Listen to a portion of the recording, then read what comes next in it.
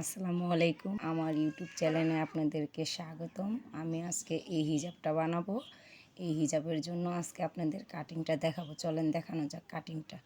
এখানে আমি 3.5 গজ পরিমাণ কাপড় নিয়ে নিয়েছি বিক্স রয়েল।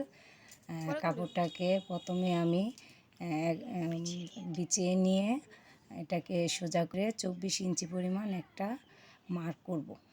এই 24 ইঞ্চি পরিমাণ মার্ক করে এটাকে উল্টিয়ে সোজাভাবে বিছানোর পরে এটাকে সোজা করে বিছিয়ে যেন বাঁকা না থাকে, একবারে সোজা করে পরে এটাকে অপর সাইডে কেটে নিতে হবে। কেটে নেওয়ার পরে এটাকে সরিয়ে রেখে এটাকে পরবর্তী কাপড়টুকু ইনসাইড করে এটাকে উল্টো করে ভাঁজ করে দুটা বিছিয়ে নিতে হবে।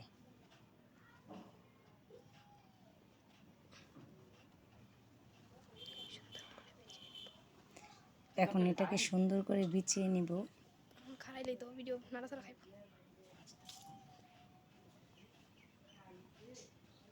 বিছিয়ে নিয়ে এটাকে কোনাকুনি করে ভাঁজ করে নিতে হবে।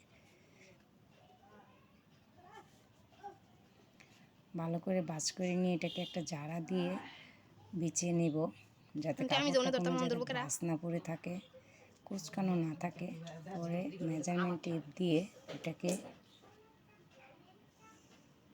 আমি যতটুকু পরিমাণ লম্বা নিব ততটুকু আপনার যার যেমন লম্বা লাগে সে তেমনই নেবেন। আমি এখানে 44 ইঞ্চি পরিমাণ লম্বা নিয়ে নিব। সামনের পাটটা, সামনেরটা একটু ছোট হলেও চলবে, কিন্তু পিছনের দিক দিয়ে একটু লম্বা হতে হবে। সামনে যতটুকু দিবেন পিছনে তার থেকে 2-3 ইঞ্চি বাড়িয়ে নেবেন।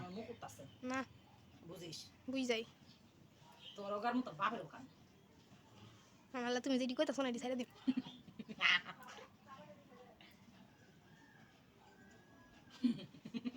তুই যদি আমার সত্যি করো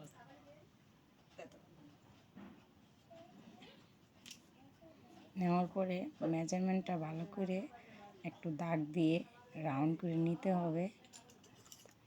নিয়ে এটাকে কাটিং করে ফেলবেন।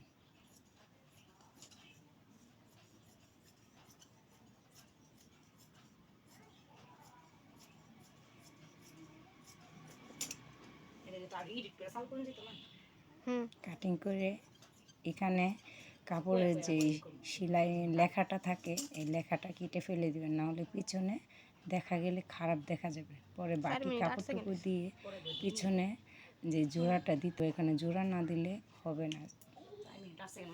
পিছনের পাটটা আমি একটু 48 ইঞ্চি নিব। সামনের থেকে পিছনে 4 ইঞ্চি বেশি দিলে পিছনে তাহলে আর উঁচু হয়ে থাকবে না, হিজাবটা পরলে সুন্দর দেখা যাবে।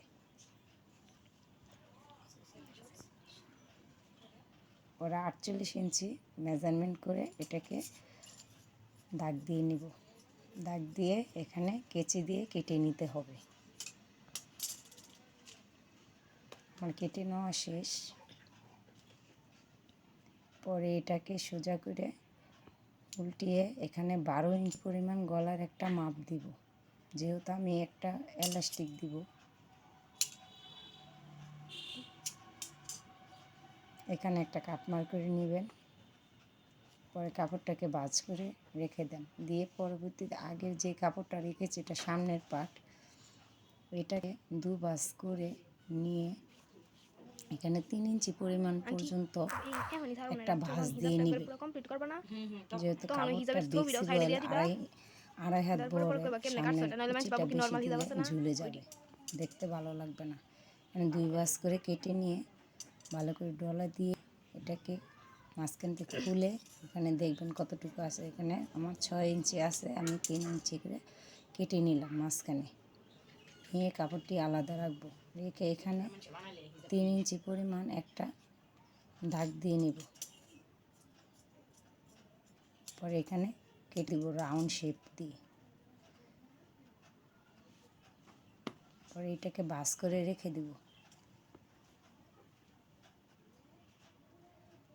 রেখে পরবর্তী যে কাপড়টুকু থাকবে এটা মাথার যে টুপিটা কাটতে হবে সেই টুপিটা এটাকে আমি 2 ভাঁজ করে নিয়ে টপ সাইডে পরে 4 ভাঁজ করব। পরে এখানে 5 ইঞ্চি একটা মাপ দিয়ে দিব, লম্বার মাপ 5 ইঞ্চি, আর এদিকে থাকবে 4.5 ইঞ্চি। পরে এটাকে কোনাকুনি থেকে দূরে সোজা করে রাউন্ড একটা শেপ 7 দিয়ে নিব। মিনিট।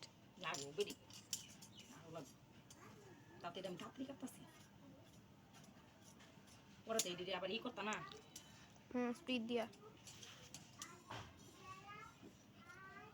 রাউন্ড শেপ দেওয়া হয়ে গেলে এটাকে যে চুক্কাটা আছে এটা কেটে দিলে এটার শেপটা সুন্দর হবে।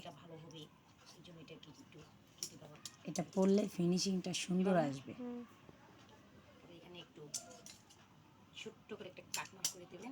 এখানে একটা 2 ভাঁজ করে একটা মিডলে কাটমার করে দিবেন, তাহলে এটা চিহ্নটা থাকলে ভালো হবে। যে কাপড়টুকু থাকবে আমি যে আরও 2টা পার্ট রেখেছি কেটে 3 ইঞ্চি করে, এখানে 4 পার্ট লাগবে, এই জন্য আরও 2টা পার্ট কেটে নিতে হবে। সামনের যে পার্টের কুচিটা হবে এটা নিচে হিজাবের কুচি হবে, তাহলে দেখতে সুন্দর লাগবে। এটা হলো কুচির কাপড়, সামনের পার্টের কুচির কাপড়।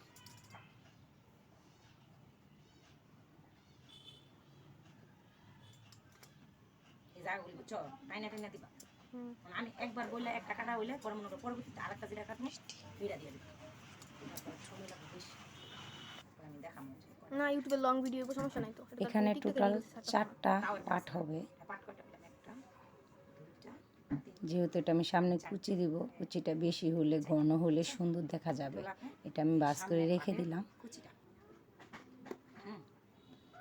এখন যেই আমার হিজাবের সামনে যেই ফিতাটা দিতে হবে, এখন আমি সেই ফিতাটা কেটে নিব।